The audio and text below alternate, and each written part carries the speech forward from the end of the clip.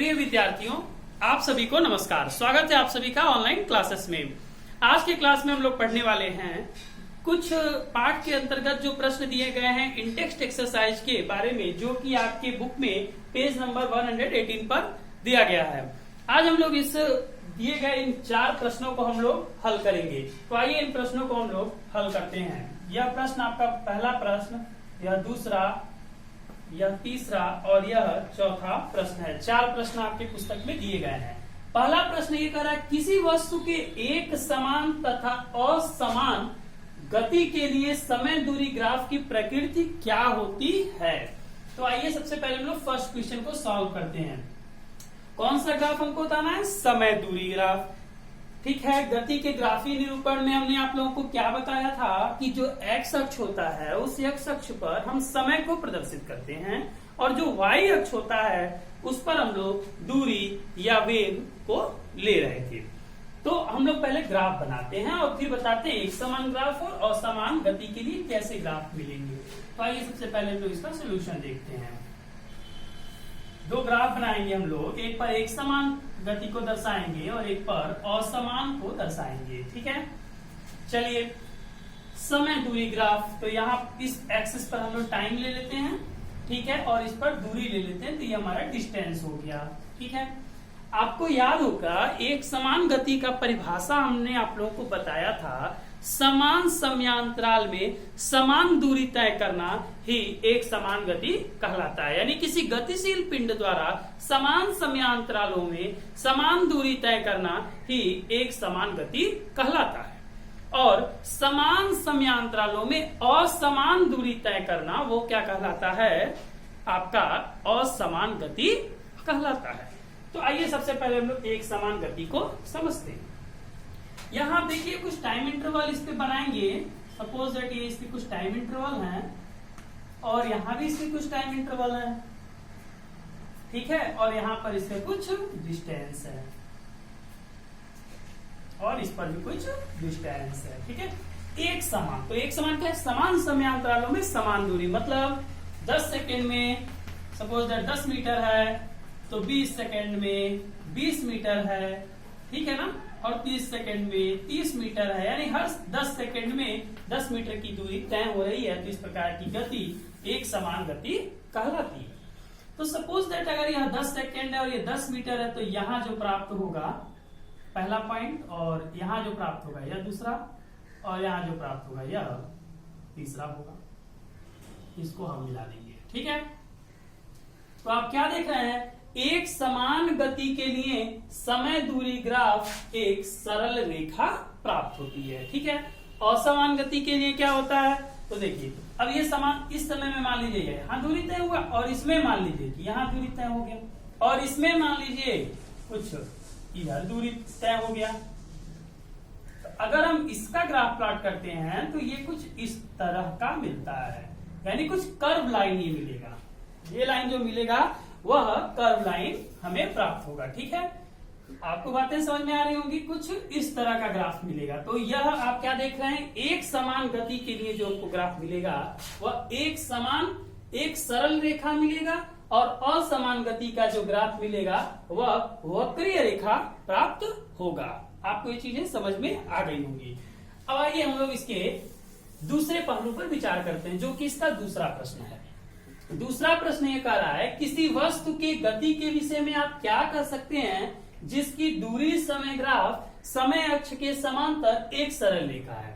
कौन सा ग्राफ? दूरी समय ग्राफ। चलिए दूसरे प्रश्न में बात करते हैं, दूरी समय ग्राफ। तो इस एक्सिस पर आप समय दर्शा दीजिए और इस एक्सिस पर दूरी दर्शा दीजिए। दूरी समय ग्राफ क्या है? समय अक्ष के समांतर एक सरल रेखा है। ठीक है, तो ये टाइम एक्स है और इसके समांतर एक रेखा खींच दीजिए। तो यह दूरी समय ग्राफ हो गया। अब कह रहा है कि क्या दर्शाएगा? तो देखिए समय जरूर बढ़ रहा है लेकिन दूरी क्या बढ़ रही है? नहीं बढ़ रही है। टाइम बढ़, जैसे मान लीजिए हम यहाँ खड़े हो गए, ठीक है, अब क्या है? टाइम बढ़ रहा है। अभी देखिए आप 10 बज रहा है, ठीक है, तो टाइम बढ़ेगा। 10:10 हो गया, 10:20 हो गया, ठीक है, 10:30 हो गया। तो टाइम बढ़ रहा है लेकिन हम यहाँ चुपचाप खड़े रहे। तो आप क्या देख रहे हैं? टाइम तो बढ़ रहा है लेकिन मेरी दूरी बढ़ रही है, दूरी नहीं बढ़ रही। तो मैं क्या किस पोजीशन में हूं? रेस्ट पोजीशन में हूं, विराम की अवस्था में हूं। तो आप क्या कहेंगे, अगर दूरी समय ग्राफ समय अक्ष के समांतर एक सरल रेखा होती है, इसका मतलब ऑब्जेक्ट इज इन रेस्ट। जो हमारा गतिशील पिंड है, वह वस्तु है, वह विराम की अवस्था में है। यानी हम क्या कहेंगे, सरल रेखा है तो क्या कहेंगे, वस्तु के विषय में आप क्या कहेंगे, तो वस्तु विराम की अवस्था में है। ठीक है, अब आइए थर्ड क्वेश्चन पे डिस्कस करते हैं। अब देखिए थर्ड क्वेश्चन क्या कह रहा है, किसी वस्तु की गति के विषय में आप क्या कर सकते हैं जिसका चाल समय ग्राफ समय अक्ष के समांतर हो। आइए, इस पे समय है और इस पे क्या है, चाल है। ठीक है, चाल है इस पे, ओके ना, इस पे चाल है। अब क्या कर रहा है कि चाल समय ग्राफ समय अक्ष के समांतर है, समय अक्ष और समय अक्ष के समांतर मिल गया। अब देखिए यहाँ टाइम होगा 10, 20, 30, 40, 50 टाइम बढ़ रहा है, और इधर आप मान लीजिए कुछ चाल दिया हुआ है, यहाँ मान लीजिए सपोज दैट 30 है, 30 मीटर पर सेकेंड। तो आप क्या देख रहे हैं, टाइम बढ़ रहा है, तो टाइम बढ़ने के साथ साथ चाल तो 30 मीटर ही पर सेकेंड है। तो ये क्या हो गया, तो इसको आप क्या कहेंगे, एक समान चाल। क्या कहेंगे, ग्राफ क्या बता रहा है, एक समान चाल को प्रदर्शित कर रहा है, ये एक समान चाल को बता रहा है। नेक्स्ट आइए, वेग समय ग्राफ के नीचे के क्षेत्र से मापी गई राशि क्या होती है। अब देखिए वेग समय ग्राफ हमें बनाना है, कौन सा ग्राफ बनाना है, वेग समय। क्वेश्चन नंबर 4 का सोल्यूशन, इस पे हम वेग को दर्शाते हैं और इस पर समय को दर्शाते हैं। ठीक है ना, वेग समय ग्राफ के नीचे के क्षेत्र से मापी गई राशि क्या होती है। सपोज दैट यह एक समान वेग का एक ग्राफ हमने बना दिया। अब इसके क्षेत्र के नीचे नापी गई राशि, सपोज दैट हम इतने दूरी तक का लेते हैं और ये हम नापना चाहते हैं, इसके नीचे के क्षेत्र से क्या नापेंगे। तो आप बताइए, यहां से यहां तक ये क्या देख रहे हैं आप, यहां से यहां तक ये क्या चीज है, समय है, और ये भी क्या है, समय है, और ये क्या है, वेग है। तो आप देखिए अगर इसका क्षेत्रफल निकालना हो, अगर मान लीजिए यह O है, A है, B है और ये C है, तो OABC का क्षेत्रफल क्या होगा, लंबाई गुणे चौड़ाई। तो आप देख सकते हैं कि इसकी लंबाई सब टाइमिंग है और ये वेलोसिटी है। तो आप मान लीजिए कि हम इन्हें ये v कर दिया, वेग कर दिया और समय का गुणा कर दिया। ठीक है, तो वेग और समय का गुणा होता है तो क्या मिलता है, तो हम लोगों ने क्या पढ़ा है कि वेग बराबर विस्थापन बटा समय। तो विस्थापन बराबर क्या हम लिख सकते हैं, वेग गुणे समय, यानी वेग गुणे समय किसके बराबर होता है, तो विस्थापन के बराबर होता है। यानी हम क्या कहेंगे, वेग समय ग्राफ के नीचे के क्षेत्र से हम क्या नापते हैं, तो विस्थापन नापते हैं। क्या नापते हैं, विस्थापन नापते हैं। तो आइए एक बार फिर से हम चर्चा करते हैं। एक समान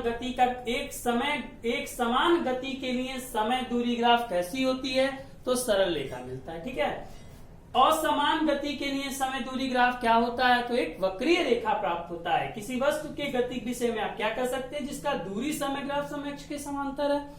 दूरी समय ग्राफ में जो ग्राफ है वो समय अक्ष के समांतर में क्या कहेंगे, वस्तु विराम की अवस्था में है, और चाल समय ग्राफ समय अक्ष के समांतर है तो हम क्या कहेंगे, वस्तु एक समान चाल से चल रही है। और वेग समय ग्राफ के नीचे के क्षेत्र से मापी गई राशि वस्तु द्वारा तय किए गए विस्थापन को दर्शाता है। तो इसमें हमें इतना ही समझना था। आज के वीडियो में बस इतना ही। तब तक के लिए आप सभी का बहुत बहुत धन्यवाद।